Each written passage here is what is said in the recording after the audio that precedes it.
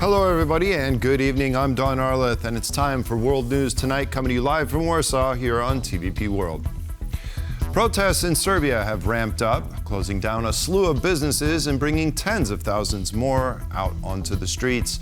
Feeling the pressure, the government organized counter-protests. But are the tensions in the Balkan country finally boiling over?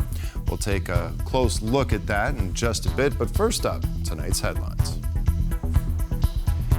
The European Union is undecided whether it will extend sanctions against Russia. Moscow is tightening its grip on Lukashenko on the eve of Belarus' sham election. And two Polish co-productions have made it onto the final list of Oscar nominations. Serbians across the country are joining strikes en masse following an over 2-month-long wave of protests initiated by the country's students. The demonstrations began in response to the Serbian government's mishandling of a tragic incident in the city of Novi Sad, where 15 people were killed when a concrete canopy collapsed at the town's newly renovated rail station. Protesters are citing corruption and demanding resignations. Franciszek Piles reports. Despite the blistering cold of winter, Serbian students are as motivated as ever to get their point across to the Serbian government and president. The solution to this problem is very simple. As our rector said the other day, our demands need to be met. This is the simplest and the shortest solution. It is very simple. Their main demand is official accountability from the Serbian government for the deaths of 15 people caused by the collapse of a concrete canopy at the Novi Sad train station. The protesters say the poor construction of the recently renovated station was caused by government corruption. Students aren't the only ones protesting, however. The Union of Workers of Serbia's State Electricity Company, EPS, alongside the Serbian Cultural Institutions Union, have declared a general strike in support of the student protests. We decided to go on strike. The first demand is to fulfill the requests of the students involved in the blockades at all universities across Serbia.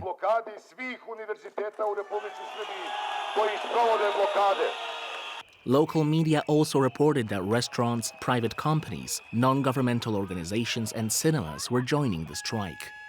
Plans for large-scale demonstrations, transportation hub blockades and university faculty building occupations are also underway nationwide, a sign of just how powerful this anti-government movement is. That government would like to somehow navigate this discussion that the protests are about, taking the power and, changing the government. But students are quite open about it. We want our institution to work. We want to see the result of the work of judiciary and prosecutor. We want people to be put on trial for what happened. Under pressure from the constant protests, Serbia's president Aleksandar Vučić tried to undermine the demonstrators, claiming they were supported by, quote, foreign instructors from several Western and Eastern countries.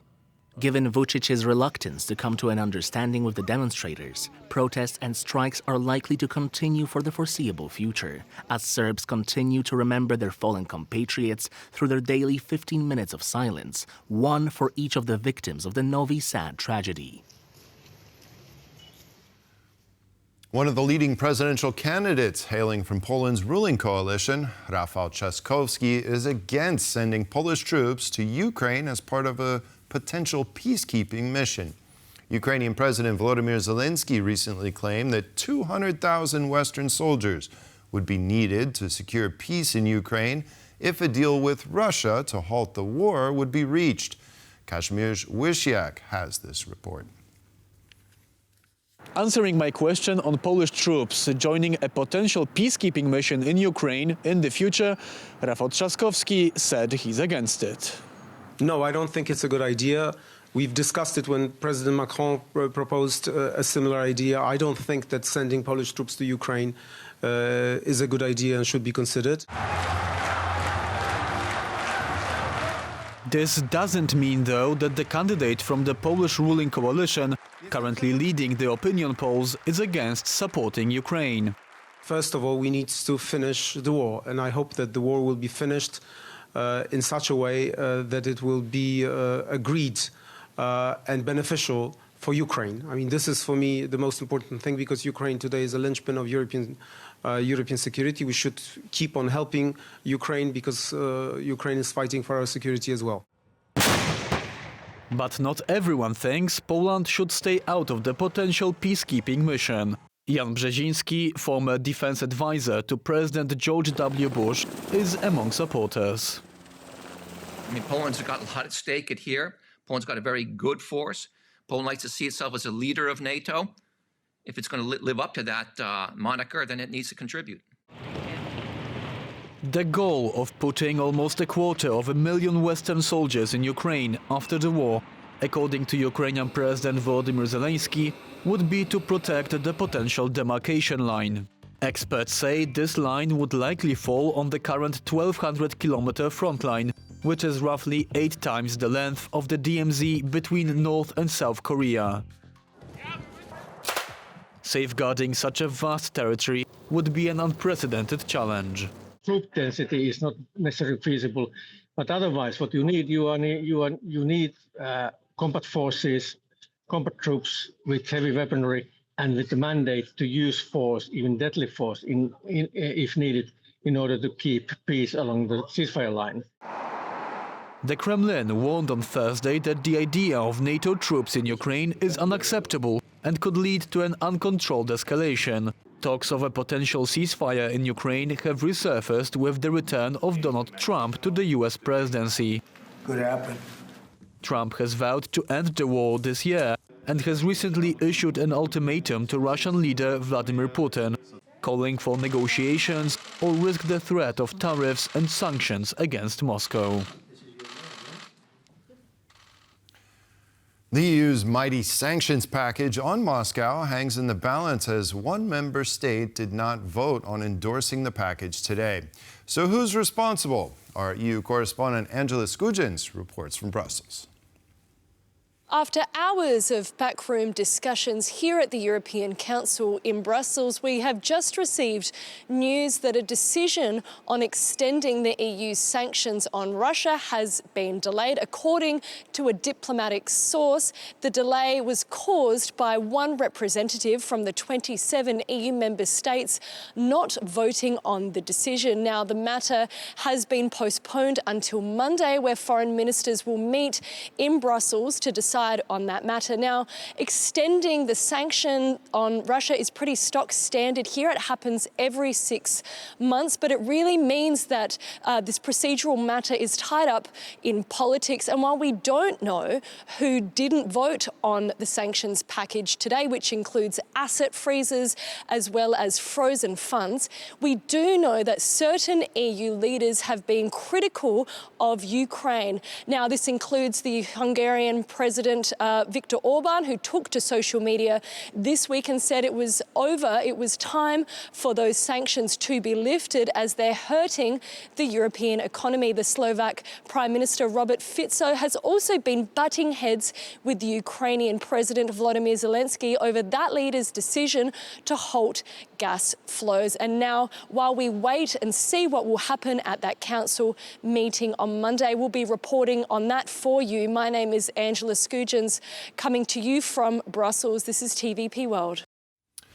We can't speak of a democratic election with this level of repression prevailing, say members of the Belarusian opposition in exile, as Alexander Lukashenko is set to be re-elected as president of Belarus this Sunday.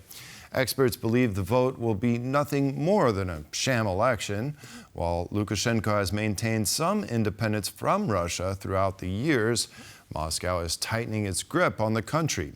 Marek Steele has more.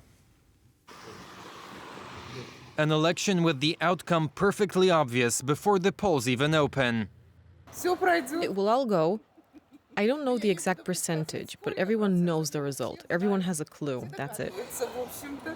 This was the case in 2020 when Alexander Lukashenko rigged the presidential ballot. Two of the most of the strongest rivals of Lukashenko in the previous election, Sergei Tikhanovsky and Viktor Babarika. They're still in prison. Belarus is heading for a rerun this weekend. On Sunday, Lukashenko will likely be voted president in a sham election for a seventh term. We can't talk even about any democratic elections in the situation of such repression. Lukashenko has ruled the country with an iron fist since 1994. He has been repeatedly labeled Europe's last dictator. However, he seems to have recently signaled a thaw, pardoning hundreds of political prisoners since last summer. Another 15 were released on Friday. It's not change of policy. It's like testing democracy. Look, I released 20 people. Is it enough for you? Are you ready, to lift sanctions? Are you ready, to recognize me? No? Okay, 20 more. In spite of the pardons, there are at least 1,200 unlawfully detained political prisoners in Belarus, according to human rights watchdog Vyasna. Around half of them are participants in the protests that followed the 2020 presidential election. The rest are those who were targeted later for actions that happened later. That includes online commenting, so-called insulting and libeling Lukashenko, which is one of the most popular charges that the political prisoners face. Polish journalist Andrzej Poczobut is among the detained. A member of the Polish minority in Belarus, he was charged on forged evidence and sentenced to 8 years in a penal colony for inciting hatred and carrying out terrorist activities. He is a journalist who is already a symbol of freedom of speech, of solidarity. Unfortunately, for now, we have no information about his fate. As the West broke friendly relations with Belarus following the brutal crackdown on the protests 4 years ago, Lukashenko has further fallen into the arms of Russian President Vladimir Putin. Putin has used Belarus as a launchpad for the invasion of Ukraine. Lukashenko has further deepened his country's economic dependency on Russia and uses Belarus as a warehouse for Russian nuclear weapons. With Putin's grip over Belarus tightening, questions mount whether the Eastern European country could become a consolation prize for the Russian leader if a peace deal between Ukraine and Russia leaves Kyiv independent from Moscow. Lukashenko wants to be neither in Russia nor in Europe. He wants to maintain the balance that he has upheld for 30 years. But if Belarus remains this balcony that is controlled by Russia or is part of Russia's sphere of influence, it will become a major problem for the entire NATO bloc in the future. In retaliation for the support Poland, Lithuania and other countries have provided to the exiled Belarusian opposition, Lukashenko sent thousands of migrants to destabilize neighboring states. The crisis continues to this day. Two films co-created by Poles, The Girl with the Needle and A Real Pain, will compete for statuettes at this year's Oscars. Michał Dymek is responsible for the cinematography for both productions. Alex Sumlinski has more on Polish accents featured at the upcoming Oscars. Our grandma is from here, so Dave arranged for us to join this geriatric Polish tour with you fine people. A Real Pain tells the story of two cousins from America who take a trip to Poland to learn about the childhood history of their recently deceased grandmother and the country where she grew up. We used to be joined at the hip. It stars and is directed by Jesse Eisenberg, known for his Academy Award-nominated role of Mark Zuckerberg in the 2010 film The Social Network. A Real Pain was shot in Krasnystaw, Lublin, Radom, and Warsaw. I've had just the greatest experiences here. I've been able to make a movie with 150 Polish people who are helping me to tell my family's story, and I just feel so honored that I have been welcomed in this great country. A big advantage of this film is how many Polish professionals were working on this film. It's not just the film was shot in Poland. The major department heads, like a cinematographer, Michał Dymek is Polish, and production designer, makeup artist, they are all Polish, costume designers. So it's actually an example of how Polish cinema and Polish talents can contribute to the global storytelling. And for me, that's the biggest advantage of this film. Michał Dymek is a Polish cinematographer and graduate of the National Film School in Łódź. He is also behind the black and white images in The Girl with the Needle, which has been nominated for Best International Feature Film. The film, set in 1919 Copenhagen, tells the chilling story of a young Danish woman dealing with an unwanted pregnancy. Dymek worked alongside the film's director in the artistic process reminiscent of German Expressionism.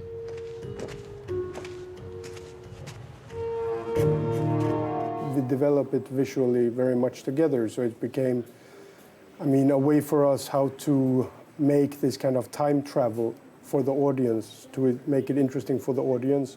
So we're setting the film in a time where films, or let's say German Expressionism was very popular, but that also comes from, let's say, First World War and the world surrounding that at the time. Critics point out that a lot of effort must go into promoting a movie after it's filmed to boost its chances of securing an Oscar nomination. This is like a big group of people. It's like over 4,000 people vote for the best film, or I think also in this category, the best international film. They need to watch this film to be able to vote it. So you have to promote this film. You need to make sure that the Academy members actually watch this film. Are we ready for some nominees? Let's go! Will these and all the other nominated films take home the coveted Gold Knight? We'll know on Sunday, March 2nd. Well, now I know who I'll be rooting for in this year's Oscars. Well, that's all we have for you on World News. Thank you for joining us, and stay with us here on TVP World for more.